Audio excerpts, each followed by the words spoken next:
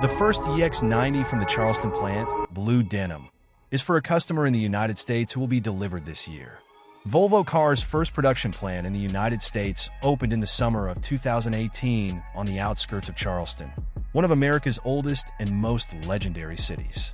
The Charleston plant now produces the new EX90 and the S60 saloon, and has a production capacity of up to 150,000 cars per year. So here is full factory video. Watch till the end. Subscribe for more updates. Thanks.